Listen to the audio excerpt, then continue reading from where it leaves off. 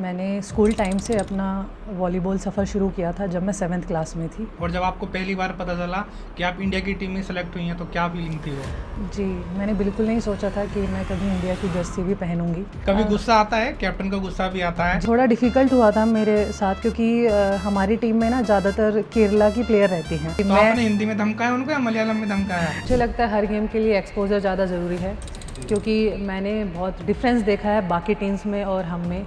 कितना ज़मीन आसमान का फ़र्क है हमारे में और उनमें। चाइना, हाँ जी। चाइना की तो हाइट भी छोटी होती है। नहीं, आप है ना वॉलीबॉल में अगर देखोगे ना, मतलब मैं भी उनके सामने छोटी हूँ। जब ओलंपिक आते हैं तो हम यही सोचते हैं कि मेडल आएंगे तो हरियाणा के खिलाड़ी होते हैं कि कुश्ती में ये लेकर आएंगे, इसमें लेकर। गवर्नमेंट्स ने अच्छी फैसिलिटीज़ दे रखी है, तो अगर फैसिलिटीज़ है तो ऑब्वियसली बच्चे वहाँ पे जाएंगे, खेलेंगे। हरियाणा की मिट्टी में सच में ही कुछ ऐसी बात है, प्लेयर में बहुत टैलेंट होता है लेकिन उसको एक्सपोजर नहीं मिल पाता है, अच्छी गाइडेंस नहीं मिल पाती है। तो आप क्या करेंगी कि उनको एक्सपोजर मिले और वो लोग आगे हों? सफलता कभी भी ओवरनाइट नहीं आती, उसके पीछे होती है कंसिस्टेंसी, डिसिप्लिन और हर दिन कुछ नया करने की सोच, जो कि हमारे आज के गेस्ट ने प्रूव करके दिखाया है। जी हाँ, मैं बात कर रहा हूँ निर्मल तंवर जी की, जो कि इंडिया की नेशनल वॉलीबॉल टीम की कैप्टन है और उन्होंने अपने खेल से ना सिर्फ इंडिया का बल्कि उन हजारों महिलाओं के सपनों को साकार किया है जो हर दिन कुछ बड़ा करने का सोचती हैं लेकिन कहीं ना कहीं किन्हीं समस्याओं के कारण वो आगे नहीं आ पाती हैं। मैं स्वागत करता हूं हमारी आज की गेस्ट का। Hello ma'am, welcome to our podcast. Thank you so much. Thank you ma'am, आप हमारे यहाँ पर आए, हमें अपना कीमती समय दिया। तो मैम, मैं सबसे पहले स्टार्ट करना चाहता हूँ आपकी जर्नी से। क्या आपने जब पहली बार वॉलीबॉल खेला होगा तो क्या ये सोचा था कि इंडिया की कैप्टन बनूंगी, या फिर इतना आगे जाने का पूरी जर्नी के बारे में आप प्लीज़ बताइए। जी, मैंने बिल्कुल नहीं सोचा था कि मैं कभी इंडिया की जर्सी भी पहनूंगी। मैंने स्कूल टाइम से अपना वॉलीबॉल सफ़र शुरू किया था जब मैं 7th क्लास में थी, और जैसे हमें स्कूल टाइम में गेम पीरियड मिलता है ना, जी जी। तो उसमें ही मैं खेलती थी। मतलब मेरे को थोड़ा खेलने का शौक़ था शुरू से ही। जी। पहले मैं पढ़ती थी प्राइवेट स्कूल में, लेकिन मेरे को खेलने का शौक़ था और प्राइवेट स्कूल में गेम नहीं होते थे, तो फिर मैं उसके बाद गवर्नमेंट स्कूल में गई, क्योंकि हमारे गांव में गवर्नमेंट स्कूल में ही गेम होते थे, मतलब खिलाते थे। तो फिर मैं गेम की वजह से गवर्नमेंट स्कूल में गई। फिर मैंने 7th क्लास में जैसे गेम पीरियड मिलता था, बॉल उठाती थी, नेट लगा होता था स्कूल में, तो फिर खेलते थे। तो फिर हमारे स्कूल के जो पीटीआई सर होते थे, उन्होंने एक दिन सोचा कि ये लड़कियां सारा दिन खेलती रहती हैं, धूप नहीं देखती, कुछ नहीं देखती, तो क्यों ना इनकी टीम बनाई जाए। तो फिर सर ने एक दिन हमें बुलाया सबको, फिर बोला कि आप शाम को प्रैक्टिस पे आओगे। तो हमने कहा ठीक है सर, ज़रूर आएंगे। तो वहाँ से फिर शाम को प्रैक्टिस करनी शुरू करी, फिर धीरे धीरे सुबह शाम दोनों टाइम करने लग गए। फिर स्कूल गेम्स हो गए, डिस्ट्रिक्ट लेवल, स्टेट लेवल, फिर खेलना शुरू किया। ओके। तो कौन सी ईयर में आप इंडिया की टीम में गई, और जब आपको पहली बार पता चला कि आप इंडिया की टीम में सेलेक्ट हुई हैं तो क्या फीलिंग थी वो? 2012 में भोपाल में ट्रायल हुई थी हमारी साई में। तो उस टाइम मेरे को कुछ पता नहीं था इंडिया की ट्रायल कैसे होती है, क्या, पासपोर्ट भी नहीं था मेरे पास। तो हमारे सर को कहीं से पता चला, तो उन्होंने मेरे को बोला कि ऐसे ऐसे ट्रायल है। तो फिर मैंने घर पे बोला कि भोपाल जाना है और इंडिया की ट्रायल है। फिर मम्मी पापा ने बोला ठीक है, अगर सर जा रहे हो तो जाना, नहीं तो अकेले नहीं जाना है। तो फिर हमारे जो कोच थे वो हमेशा हमारे साथ जाते थे। फिर मैं ट्रायल देने के लिए गई। हम कम से कम हरियाणा की 12-13 लड़कियाँ थी, लेकिन उसमें से सिर्फ 2 ही लड़की सिलेक्ट हुई हम हरियाणा की। तो जब मैं सिलेक्ट हुई, मेरे पापा भी मेरे साथ गए हुए थे वहाँ पे। तो जब पापा छोड़ के आ रहे थे, क्योंकि क्या था, ट्रायल के बाद तुरंत हमारा कैंप लगना था कंटिन्यू। तो फिर पापा छोड़ के आए तो मैं रोने लग गई कि नहीं, मेरे को नहीं रहना है यहाँ पे, मेरे को पापा के साथ जाना है। क्योंकि मैं इससे पहले कभी अपने घर से बाहर गई नहीं थी, मतलब ऐसे रही नहीं थी जैसे 4-5 महीने रहना होता है। तो फिर जो कोच थी वो बोलने लगी कि बाकी लड़कियां तो इसलिए रो रही है कि उनको सिलेक्शन मिला नहीं है, और आप इसलिए रो रही हो कि आपको घर जाना है, आपको सिलेक्शन मिल गया। फिर मैं वहाँ पे रुकी, उसके बाद फिर 10-15 दिन वहाँ पे रुकी। तो मेरे पास पासपोर्ट नहीं था, बिना पासपोर्ट के अलाउड नहीं है। तो फिर मैं 10 दिन के लिए फिर घर गई, पासपोर्ट बनवाया और फिर वापस आई। बाकी मेरा फ़र्स्ट एक्सपीरियंस था घर से बाहर रहने का। मोबाइल भी नहीं था मेरे पास, कुछ नहीं था, पर जो भी था अच्छा था। और जब फर्स्ट टाइम इंडिया को रिप्रेजेंट किया था तो एक अलग ही फील थी, मतलब बहुत गर्व महसूस करी थी खुद पे ही, कि मैंने कभी सोचा नहीं था कि मैं ऐसा कर दूंगी, पर मैंने जो मेहनत की है वो रंग लाई है आज। बिल्कुल। जैसा आपने बोला कि प्राइवेट स्कूल में गेम नहीं था, आप गवर्नमेंट स्कूल में शिफ्ट हुई जी। गेम की वजह से।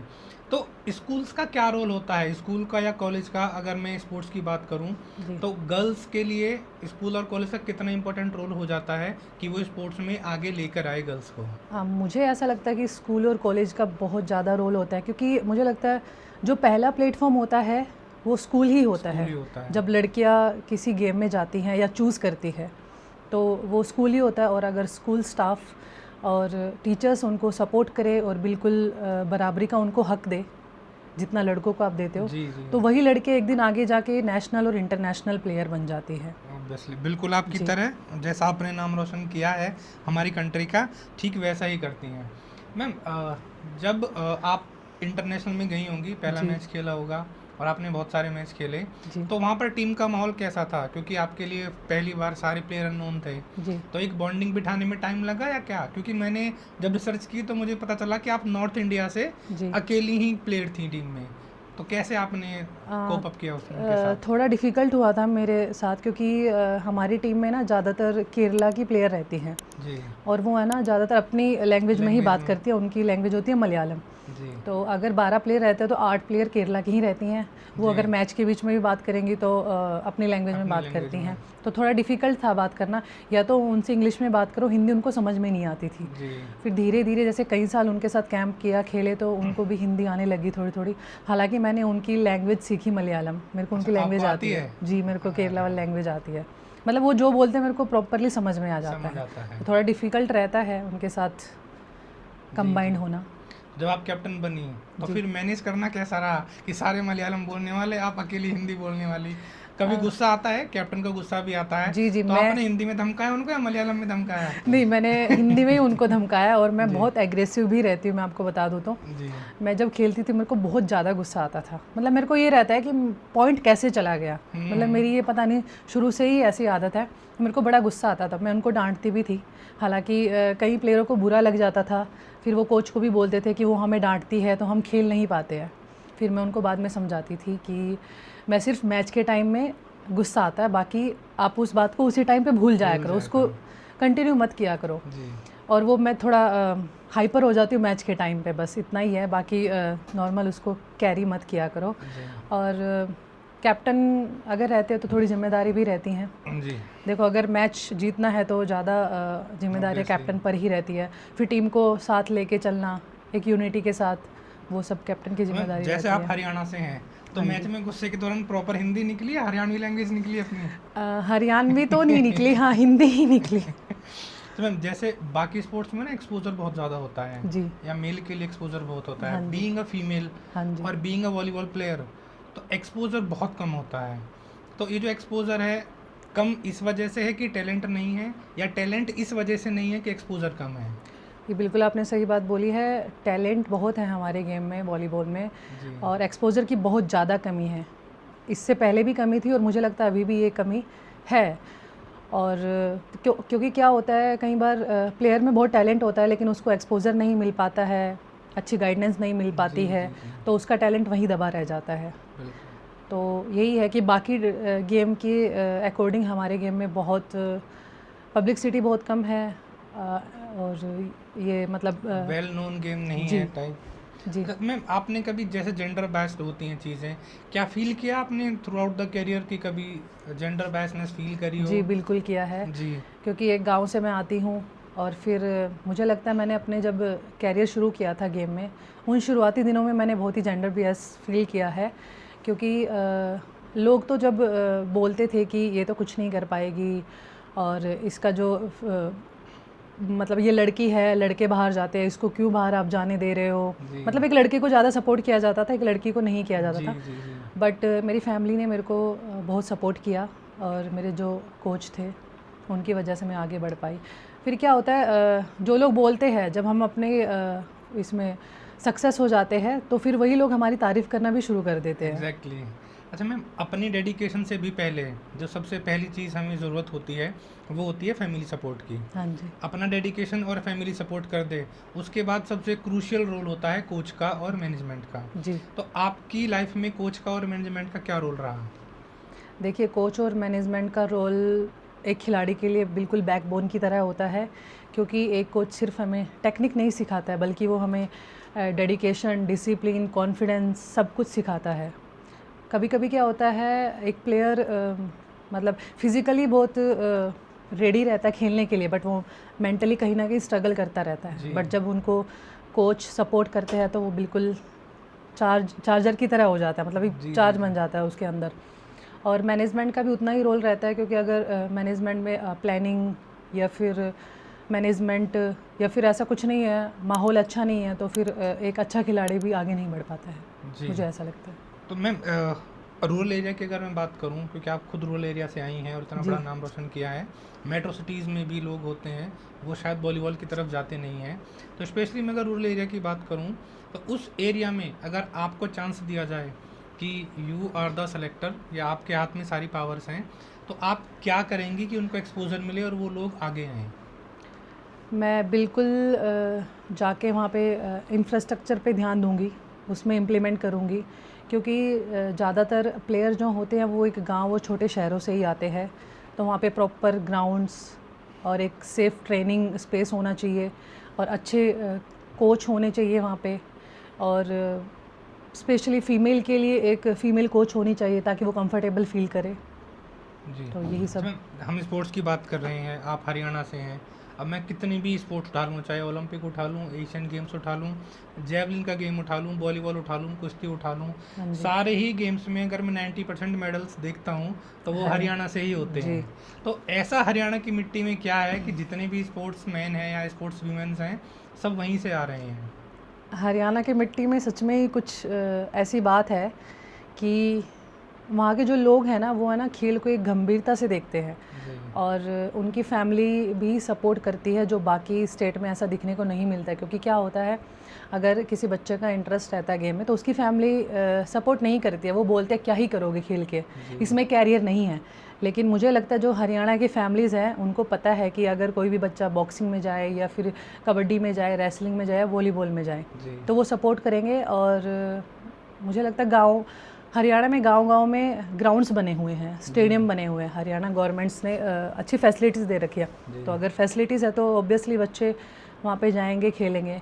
और जब एक राज्य से इतने सारे इंटरनेशनल प्लेयर निकलते हैं तो मुझे लगता है आने वाली पीढ़ी को अपने आप ही मोटिवेशन मिलता है और भरोसा मिलता है उनको कि हम क्यों नहीं कर सकते। वो हरियाणा की मिट्टी में तो वो एग्रेशन है, जैसा बोलते हैं ना कि जब बैटल हरियाणा में हुई थी तो इधर से अब्दाली चला और इधर से मराठा चले आए हरियाणा में, है तो थोड़े हमारे तो ग्राउंड रेंट पे दे रहे हैं कि लड़ाई हमारे यहाँ थोड़े स्ट्रॉन्ग होते हैं, डरते नहीं है, फिर बाद में चाहे जो कुछ हो जाए। जी जी जी। अच्छा मैम, नेक्स्ट क्वेश्चन मेरा है, जैसा आपने बताया कि सारी ही पॉलिसीज़ गवर्नमेंट के हाथ में होती हैं, जैसे आपने बताया कि हरियाणा में एक्सपोजर ज़्यादा है जी हरियाणा की गवर्नमेंट में। हम अगर इन फ्यूचर देखते हैं तो जब ओलंपिक आते हैं तो हम ये सोचते हैं कि मेडल आएंगे तो हरियाणा के खिलाड़ी होते हैं कि कुश्ती में ये लेकर आएंगे, इसमें लेकर, ऐसा क्या किया जाए या आपको मैं पावर दूं, आप ऐसा क्या करेंगी कि ये जो मेडल टैली है इंडिया की, ये पूरी India north to east, west, south सब जगह से मेडल आने स्टार्ट हो जाएं? सिर्फ गर्ल्स के या सभी के? सिर्फ गर्ल्स के भी, बॉयज़ के भी, सब जगह से। मैं एक पॉलिसी निकालूंगी जो इक्वल अपॉर्चुनिटी, जो पॉलिसी मैं निकालना चाहूँगी अपनी तरफ से, अगर मेरे को ये पावर मिलती है गर्ल्स के लिए, क्योंकि गर्ल्स को अभी तक भी वो बराबर का मौका नहीं मिलता है जो एक मतलब मेंस प्लेयर को दिया जाता है। तो मैं अपनी तरफ से यही एक पॉलिसी निकालूंगी। जी मैम, आपने जब गेम खेलना शुरू किया तो हारते भी हैं मैच, तो गेम का पार्ट है कि हारते भी हैं और जीतते भी हैं, क्या कभी ऐसा डाउनफॉल करियर में आया जब आपको लगा हो कि अब नहीं हो पाएगा और आपने वहाँ से फिर मेहनत करके उसको पार किया हो? हाँ, मुझे लगता है ये हर एक प्लेयर की जीवन में ये फेस आता है, चाहे वो इंजरीज़ हो या फिर किसी भी चीज़ का प्रेशर हो जी। तो मेरे जीवन में भी आया था। मेरे को एक बार है ना, मतलब बहुत ज़्यादा शोल्डर पेन हो गया था जी। तो मतलब इतना ज़्यादा हो गया था कि मैं अपना हाथ नहीं उठा पाती थी। तो मैंने उसका MRI कराया, डॉक्टर्स को दिखाया, तो डॉक्टर्स ने बोला कि आपके शोल्डर का ओवर यूज़ हो चुका है, इसलिए उसमें पेन होता है। क्योंकि की वजह से, ओवर यूज़ की वजह से। और ओवर यूज़ ये इसलिए हुआ था क्योंकि जब मैं हरियाणा से खेलती थी तो मैं एक लौती अटैकर होती थी जो फ्रंट लाइन बैक लाइन दोनों, मतलब मैं ही अटैक करती थी, मतलब 100 में से मान लो 90 बॉल मुझे ही मिलनी थी, तो मैं ही अटैक करती थी और मैं ही पॉइंट्स लाती थी, चाहे फिर वो नेशनल हो, डिस्ट्रिक्ट लेवल हो, कुछ भी हो। तो इसलिए मेरे शोल्डर का थोड़ा ओवर यूज़ हो गया था, तो मेरे को इतना ज़्यादा पेन हो गया था, तो मेरे को एक बार ये लगा कि शायद बस अब नहीं होगा, क्योंकि मैंने डॉक्टर्स को भी दिखाया, फिर भी मेरा दर्द कम नहीं हुआ। डॉक्टर्स ने बोला आप ट्रीटमेंट लीजिए, एक्सरसाइज करिए थेरापैंड से, मैंने सब कुछ किया, बट मेरा पेन फिर भी कम हो गया, लेकिन ऐसे ही रहा। एक बार आया था, बट फिर भी मैंने सोचा कि नहीं, धीरे धीरे सही होता गया। हाँ जी, धीरे धीरे थोड़ा सही होता गया, पर प्रॉपर ठीक नहीं हुआ था अभी तक भी जी। लेकिन फिर भी मैं खेलती रही। अच्छा, तो एग्रेशन की बात की हमने, तो अपनी टीम को तो एग्रेशन दिखा दिया, क्या कभी ऐसा हुआ कि दूसरी टीम के प्लेयर्स को भी एग्रेशन दिखाने की ज़रूरत पड़ी हो? जी बिल्कुल क्योंकि देखो सामने वाली टीम में जो प्लेयर होते हैं वो भी हमें कभी कभी एग्रेशन दिखा देते हैं। जब वो उनकी टीम को पॉइंट्स मिलता है तो वो बहुत ज़्यादा सेलिब्रेशन करते हैं, ऐसे देख के हंसेंगे हमें, तो फिर हम भी फिर उनको रिटर्न देने के टाइम पे ऐसे ही करते हैं। अच्छा, जब हमें पॉइंट मिलता है तो कोई किस्सा याद है कि किसको सबसे ज़्यादा एग्रेशन दिखाया हो किसी टीम के प्लेयर को? नहीं, ये तो याद नहीं है मेरे को। अच्छा, सबसे पावरफुल टीम कौन सी लगती थी आपको अपने पोजीशन में? कौन सी कंट्री की टीम थी जो आपको लगता था कि ये आसानी से नहीं जीतने देगी? चाइना। चाइना? हाँ जी। चाइना की तो हाइट भी छोटी होती है। नहीं नहीं, आप है ना वॉलीबॉल में अगर देखोगे ना, मतलब मैं भी उनके सामने छोटी हूँ। चाइना वाले आप कभी भी देखना, अगर मैच आप कभी देखोगे, सर्च करोगे, तो सब लड़के अबाउट 6 फीट के हैं सब, मतलब हम लोग उनके सामने छोटे लगते हैं। ओके, तो ये धारणा लोगों की बदलनी होगी अब आज से कि चाइनीज छोटे होते हैं। हाँ जी। ठीक है। अच्छा, कोई ऐसा मैच है मैम जिसको याद करके आपको आज भी गूज़बम्स आते हैं कि टफ मैच था, बस जीतना ज़रूरी था और बड़ी मुश्किल से जीते? गूज़बम्स तो देखो तब आते हैं जब हम गोल्ड मेडल लेते हैं और जब हमारे इंडिया का फ्लैग ऊपर जाता है और हमारा नेशनल एंथम वहाँ पे बजता है, तो हमें ऑटोमेटिकली गूज़बम्स आते हैं और हमें रोना आ जाता है, मतलब वो फील ही ऐसी होती है। बाकी मैच तो बहुत सारे होंगे, मैं आपको कैसे बताऊं, ऐसे बहुत सारे मैच ऐसे हुए हैं कि जिसको जीतना बहुत ज़्यादा ज़रूरी था और फाइनली जीत ही गए। फाइनली जीत ही गए और बहुत मुश्किल से जीते हैं। बहुत सारे मैच ऐसे थे। चलिए, अब स्पोर्ट्स को और पढ़ाई को अगर हम दोनों चीज़ों को कंपेयर करें तो कोई भी चीज़ ऐसी नहीं कि इसको ये कह सके कि ये शायद ज़्यादा ज़रूरी है, ये कम ज़रूरी है। तो जब एक स्पोर्ट्स प्लेयर बन जाते हैं जी, तो शायद पढ़ाई की वैल्यू थोड़ी कम हो जाए क्योंकि वो ऑलरेडी स्पोर्ट्स में है। हाँ जी। लेकिन जब स्ट्रगल फेस में होते हैं, नीचे से उठ रहे होते हैं, तो पेरेंट्स का प्रेशर होता है, पढ़ाई का भी और स्पोर्ट्स का भी। दोनों को कैसे मैनेज किया जाए? दोनों को मैनेज करना थोड़ा मुश्किल होता है, लेकिन अगर आप वो आपके ऊपर डिपेंड करता है कि आप कौन सी चीज़ को प्रायोरिटी में देख रहे हो।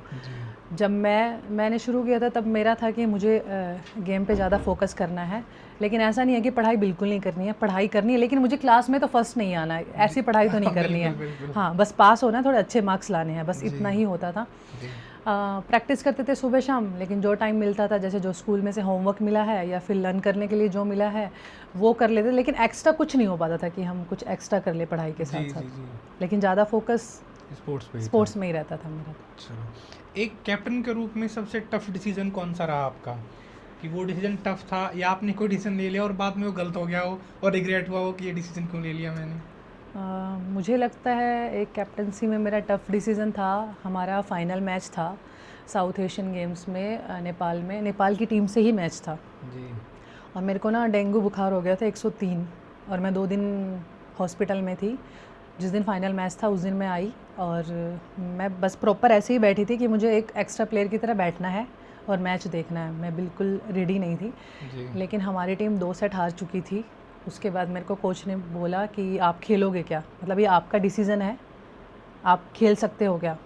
लेकिन उस टाइम मैंने सोचा कि हाँ भाई, टीम को भी ज़रूरत है और मैं कैप्टन हूँ तो गोल्ड मेडल लेके जाना है यहाँ पे। तो मैंने सर को बोला सर मैं ज़रूर खेलूँगी।